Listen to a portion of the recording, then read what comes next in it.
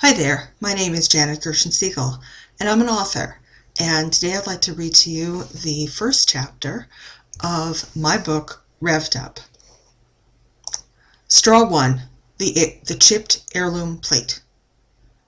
They say that the straw breaks the camel's back, and it's always the last straw, of course. Yet there are plenty of other straws that come before, and some of them may be heavier than others, but by themselves they might not be so big and so bad.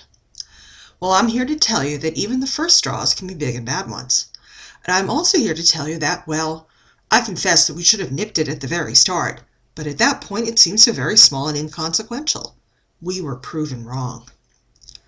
You see, officer, I was raised to be a good girl, and we were careful, God-fearing people, and we were so careful that we dared not even to accidentally blaspheme. Well, I'm sure that you've heard it all before. I grew up not only not saying the horrible words, I grew up too not even saying words that sounded like they might be cusses. We didn't say folk, we said people. Beavers built twig structures. A certain type of horse-like creature was always referred to as a tall mule. You get the idea. I was brought up that way, and my parents are in their late 80s, and they aren't changing any time soon, I can tell you that for sure. We have lived here in northern New Jersey, in this lovely, leafy suburb, since even before my birth, and I can't imagine them being anywhere else. So you see, officer, they can't move. Ever. And when the trouble started, it was, we had to sit back and watch as their world began to crumble. I only did it to protect their world, and their divinely given right to live in it. But I'll go back to the beginning. You see, their original next-door neighbors we didn't know this, but they had not paid their back taxes for years. When they accidentally, or maybe it was on purpose, set the oven unlit and on, and that elderly couple passed, the house was seized and sold at auction to the highest bidder. The highest bidder. That is to laugh. For, you see, the people in charge of the auction did not stop to inspect and investigate the quality of the people who would be moving into the neighborhood. Me? I live south in a suburb that isn't quite so leafy, with my 2 kids and a pair of hamsters. But I come to visit a lot, see, as my parents are older, and so I am a good daughter, and I do my best to take care of them. I do have to admit, I thank my lucky stars that I get to go home to my own place at night most of the time. So the people who were the highest bidders, they moved in, next door to my parents, in January. And the neighborhood, it's a welcoming one. So everyone came over with cake or pie or brownies or the like, and they presented them to the new neighbors. I wasn't around for that particular part, but I do know that the new neighbors did not thank anyone. They just silently took the many plates of sweets and shut their door quickly. Reports came in that those people were kind of dirty and middle-aged, like I am, but with tattoos, and the man was often smoking a hand-rolled cigarette that didn't really smell like tobacco.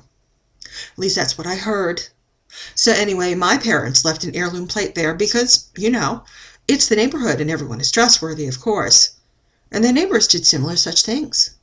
But a few weeks went by and the sweets were obviously long eaten, and I was called and I came over. I dutifully went next door and rang the bell in order to retrieve the heirloom plate. The bell didn't seem to work, so I knocked on the door. They didn't hear that, so I ended up pounding on it, even though, that's not too terribly ladylike. The man of the house answered, and he was unshaven and unkempt, with maybe 3 days' worth of beard growth, and he was kind of skinny and shirtless, with a pot belly, and he was smoking and blowing the gray vapor into my face. Once he saw me, he bellowed for the lady of the house to come over. I saw her. She, too, was smoking, and was rather disheveled, as if I had just woken them up out of a sound slumber, even though it was something like 2 in the afternoon. I presented my case, requesting the return of the plate and emphasizing that it was an heirloom. The lady of the house disappeared into the back, and I was not invited in. I saw the interior of that house long ago when I was a teenager, and the people who lived there were younger and, evidently, still paying their property taxes. I recall the kitchen was straight in the back, but the lady of the house went left and into some other room, and that struck me as a little odd. I attempted to follow her progress with my gaze, but the fellow blew more smoke at me, and so I retreated a bit. I attempted to engage him in conversational proprieties regarding the weather and such, but he would have none of it. Instead, he seemed to be appraising me with his eyes, and so I crossed my arms in front of my... Oh, this is a naughty word. my bosom, and that seemed to snap him out of it. The lady of the house returned with a dirty yellow plate, which I recognized as belonging to the people who lived directly across from that house. I pointed out that my mother's heirloom dish has little pink flowers around the rim. The lady of the house disappeared into the back and presented me, this time, with a stack of several filthy plates, some of which had mold growing on them. I recognized my mother's amidst the stack and took them all with me. I thanked them and departed, and they didn't even so much as grunt in acknowledgment. Instead, the door was slammed behind me. I returned to my parents' home, and the three of us began washing the many plates, 18 in all. My mother declared that perchance these city people did not understand our ways, and so she carefully hand-lettered a number of delicately worded thank-you notes to everyone in the neighborhood. We knew who had provided the apple pie, the cherry cobbler, and even the New York-style cheesecake. There were deep scratches on some of the plates that we were certain had not been there before, and so my father carefully, his Parkinson's disease permitting, matched paint and repainted many of them. As they dried, my mother sent me out with completed notes and repaired plates, and for a few weeks there my task was to return the plates with the notes and add personalized spoken expressions of gratitude to all of their neighbors.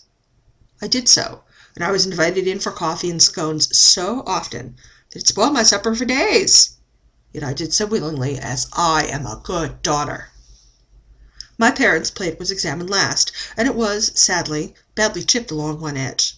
My father carefully obtained a similar fragment and then sanded it to size and painted it as well as he could, and then glued it onto the pre-existing piece.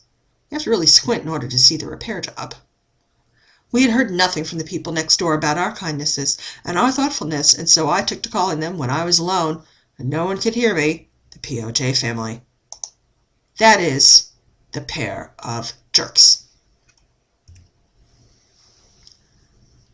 Thank you so much for listening. My name is Janet Gershen-Siegel, and I'm the author of this piece. This is the first of several chapters of Revved Up. So if you'd like to read this story, it's available on Wattpad. My user ID there is Jespah, Jespah. And once again, I thank you so much for listening.